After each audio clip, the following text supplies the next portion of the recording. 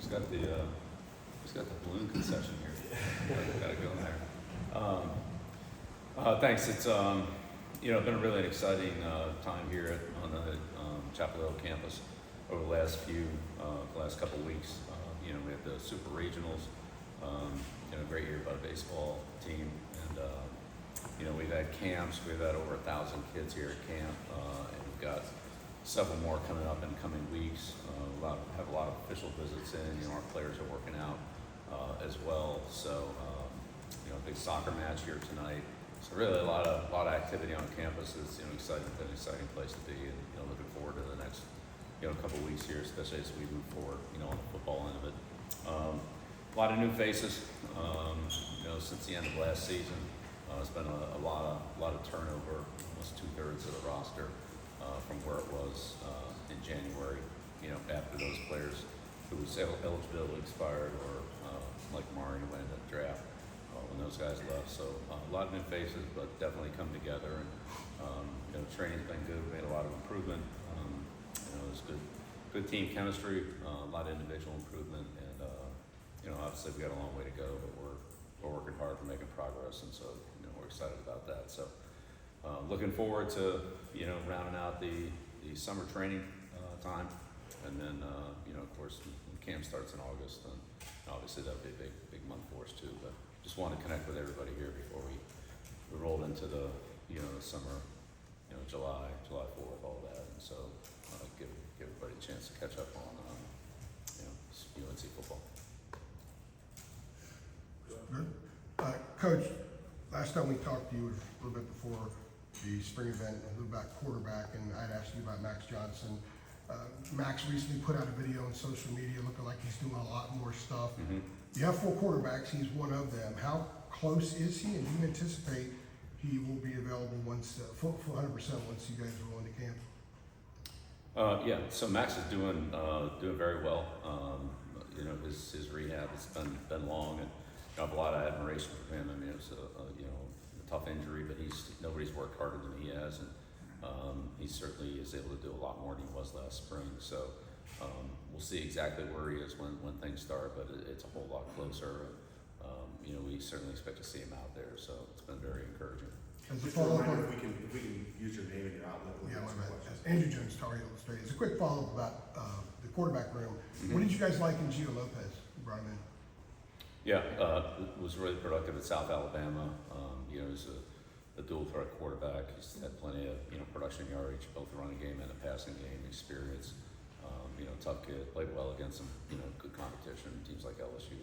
So looks like he's definitely ready for this level, and we're excited to work with him as we are with everybody else. So we've got some freshmen, we've got Max, got some experience, and Gio. So we'll see how it all plays out. Honestly, none of them, with the exception of Max, for a handful of plays last year, none of them really taking any snaps here. So it'll be good to see how all that plays out. In the middle. Rod Baxley, Fayetteville Observer. Bill, what do you like about how you guys have built out this roster over the last few months, going into the summer and then fall camp? Yeah, well, I think Mike Lombardi and the scouting staff have done a great job. We came in late, and so that was a little bit of a challenge on the recruiting end because it was after signing day. We were active in the portal, but kind of late on that too, because a lot of those established relationships have been previously established with some of those portal players. But that being said, I thought we still were able to improve the roster, and then we've had an addition of some players this spring who I think will be a factor, and the 26 recruiting classes. It's gotten off to a good start. We have a long way to go on that, but we've seen a lot of good players, and there's a lot of interest from those kids in coming here. We have some commits, but again, those commits don't really count until signing day. But still, I think that's a sign that we're on the right track, and from the quarterback position to the skill positions, the offensive line, and a lot of defensive front 7 players and some players in the secondary, as well as a place kicker. I mean, we've got we're off to a good start. We'll see how it goes. Thank you. Ranger. Yeah, Chip Alexander from News and Observer Raleigh. Just, you haven't seen your team in a game yet, but after spring ball, what do you feel like the strengths of your first team? Yeah, that's a good question. I think we're just gonna have to evaluate that as we go. We'll have a lot better idea in training camp. Again, there were several players that, left the team, after spring ball, and then we have a lot of new ones, a lot of new faces, both incoming freshmen and players who came from transfers. And so we'll just have to see how all that plays out. I think where we were then and honestly where we are even today is we're at a different spot. So, it'll be interesting to see how it all comes together. We got a lot of work to do, but it's certainly trending in the right direction. We've had good leadership from, again, some of the guys that have come in here, some of the people that you'll hear from later on. Those guys have done a great job of setting the pace, and encouraging the guys to come along and put in the work. And we've had really good, results from our physical training and the team building as well. So long way to go, but feel like we're on the right track. On the left, Bill, Adam Smith with Inside Carolina. Yeah.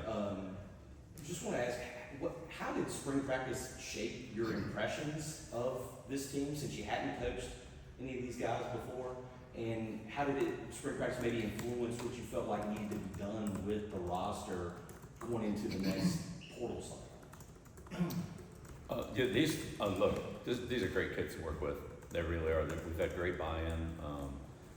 There have been really no problems at all. These guys are on time. They're early. They work hard. They put in the work on the weight room, in a weight room out on the field. They spend time on their own, whether it's doing extra training or coming over and watching film and that type of thing. They've made a ton of improvement, and these guys are a lot better than they were when we started in January on every level.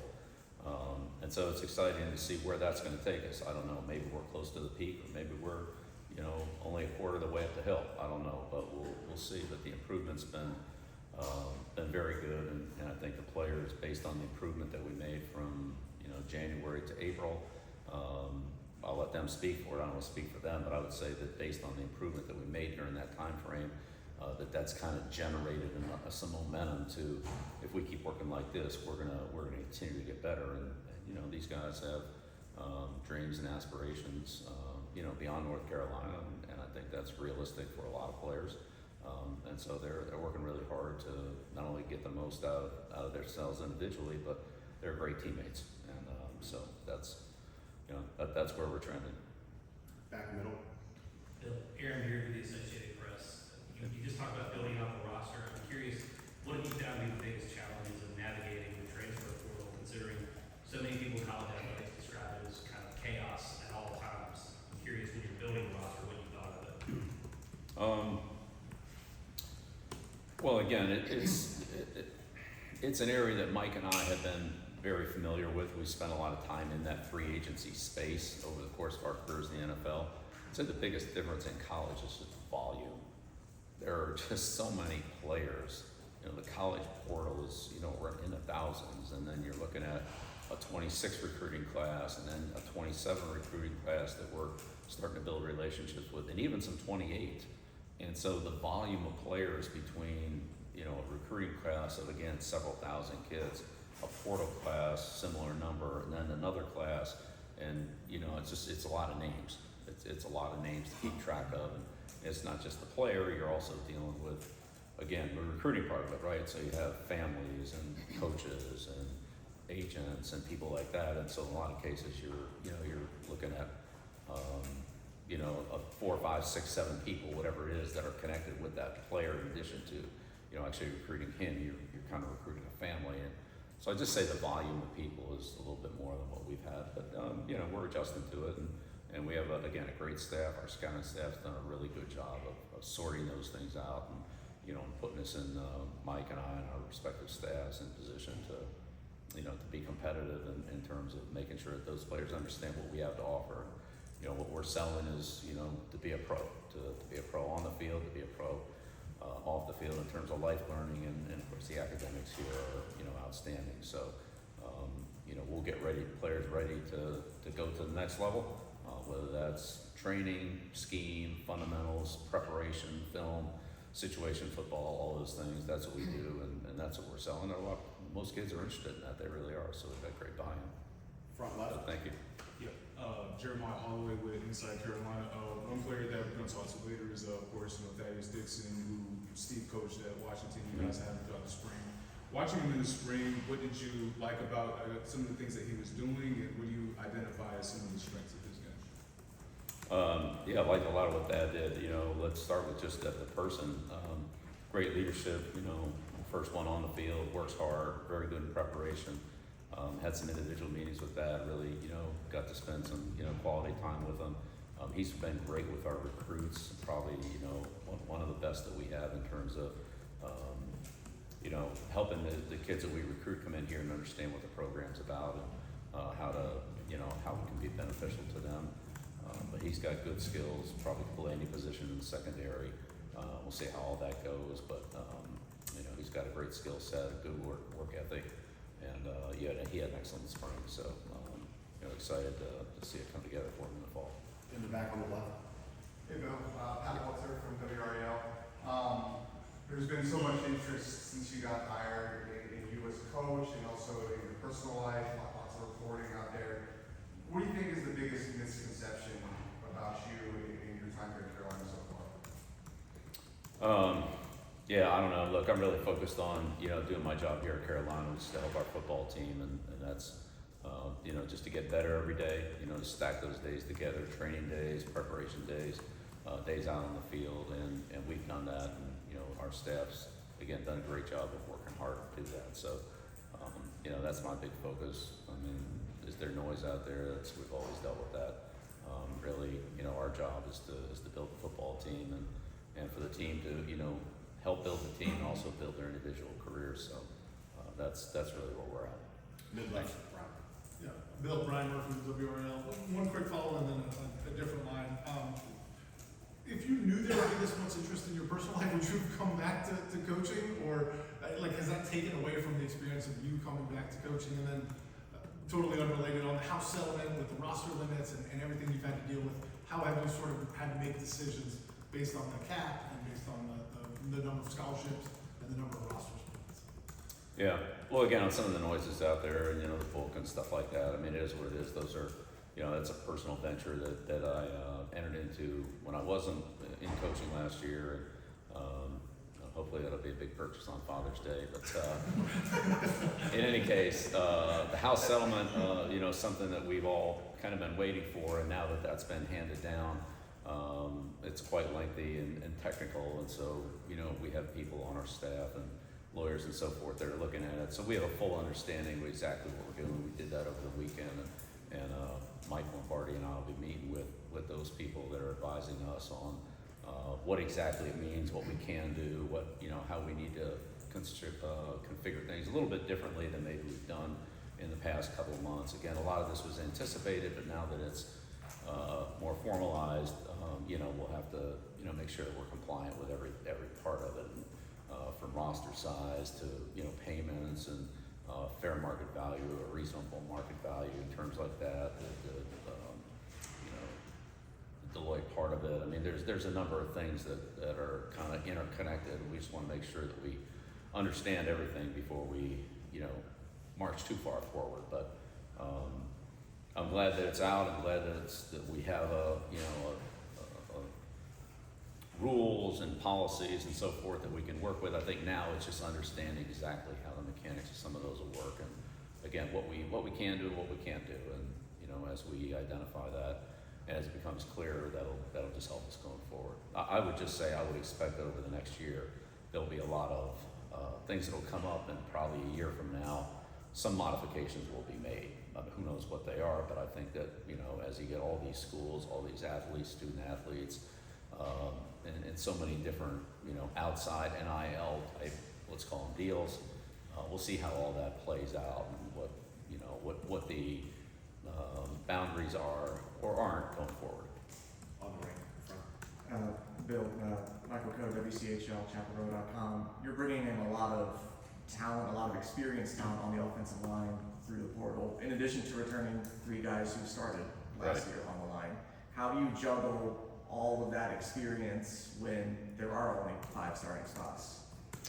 Right. Well, I would say in my experience, in the NFL and certainly looking from the NFL at the college landscape, it's really hard to go through a season with the same 5 offensive linemen for the entire year. That almost won't say never happens. It's unusual for that to happen. And certainly, you know, we've been in situations, and as you've seen many teams, you know, lose multiple players in the same position, you know, for a game or two or a period. So depth is important at every position. You just never know when you're going to need it, right? And so, and again, it's good competition. You know, competition will bring out the best of everybody. And I think that, you know, we have a very competitive group. Those guys embrace competition, and it makes all of us better. So I know for me, you know, coaching against guys like Andy Reid, Kyle Shanahan, Sean McVay, Sean Payton, guys like that, that's what made me better. It was really hard to coach against those guys. So that's what sharpens your game. And I think as an athlete, student athlete, that, you know, good competition both on your side of the ball and on the other side of the ball are important. But to your point on the, you know, the amount of veteran players we have, competition will be great. I think their experience will be very helpful. But I think that's also very important that Michael and I have talked about is the 26th class, you know, that we need to be, you know, ready to have some players in there for the guys that, you know, won't be returning next year. So, you know, there's some real team building that we need to address in the future. But again, for right now, we'll let the competition play out. But I think it's very good, very healthy. It's a lot more than what I think we had back in the spring. And, you know, the best players will play. That's the only thing I get paid. Second row on the right. Hi, Kirk, WRL News. Given the focus on your personal life, how do you keep your players from getting distracted? And do you expect your girlfriend to be on the sidelines during games going forward? No, she doesn't have any role in the UNC football program. Again, there's been, you know, noise out there about a lot of different things. Again, our focus is, you know, day to day, getting better, stacking good days together, you know, having good rest, recovery, you know, and training moving forward the next day, and from the coaching staff to focus on, you know, how do we help our team get better? That's my job. That's our staff's job, is to put a good plan in place so that they can, if they do the work, that they see the improvement. And so, you know, that's what our job is. Second row left. Brian McGlone with Daily Cargo. Obviously still very early, but do you have any early impressions on what you guys' kind of offensive philosophy will be, and how does having multiple options at quarterback kind of change that or open things up? Right. Well, again, at the quarterback position, we have really you know, of our, call it 5 players there at quarterback, including, you know, the 2 freshmen who are coming in. Bryce is the only one that was here in the spring. Max was here, but, you know, wasn't able to participate much. And of course, Gio's new. So I think, you know, as we see the offensive ball, some of it'll, you know, obviously be in part reflective of how those quarterbacks do and how that position shapes up. So I think we have good competition there, and our offense is our offense, and we'll be able to adapt to whoever it is. We've, you know, certainly had a lot of quarterbacks through the years with different skill sets, and, you know, we're able to work with all of them. But we'll see how it all plays out. So right now, that position is, you know, one that we just don't have a lot of on-field experience with. And again, even though Max was here, he just wasn't able to participate in a lot of the team drill or in any of the team drills. So, you know, it kind of also includes him, even though he's a very experienced player. Last one back middle. Jalen Gilkey, WFNY News 2 out of Greensboro. Coach, thanks for your time. Sure. Wanted to know, you spoke on it earlier, the vast improvements that your team has made so far this spring. What were some of those areas that you were looking to see your team get better, and how close are you to where you guys want to be? Well, again, always working to continue to improve, and again, as we, you know, hit our you know, targets, then we just keep raising the bar on those targets and see where it goes. But I think the improvement really was across the board. So better communication, better fundamentals, better understanding of what we're trying to do. Certainly the conditioning was you know, much better. We practiced at a very high level, similar to what we, you know, have done in the past with, you know, Moses Cabrera, our strength coach, and our offensive and defensive systems and so forth. And the players were able to respond to that and, you know, and maintain not only good health, but a high quality performance. So we didn't run out of gas. We were able to sustain the workload of those practices from our off-season training that started back in January. So, you know, all those were great signs of growth. Again, how far can we go? How far much can we improve? And how will it all come together collectively? You know, we'll just have to see. We're not going to stop. You know, the improvement we made, we don't think we're there yet. We're definitely not there. We know we got a long way to go, but I mean, I think these guys have a a really good future in front of them individually and collectively, and it's exciting to see the progress they've made. So I just look forward to working with them every day. It's really a great group to work with, and great opportunity for me and our staff to to see the satisfaction and the growth that they've had, like I said, individually and collectively as a group. And we have some new players coming in, and it's exciting to work with them. We'll see how that all works out too. So thanks so much for coming, appreciate it, and we'll turn it over here to some of our student athletes here. They've done a great job for all 4 of these guys, giving us great leadership throughout the time they've been here. In some cases, with Hardy and Ship, they've been here, their whole career, but also Ted and Christo coming in. Those guys did give us great leadership all the way through. All right, thank you.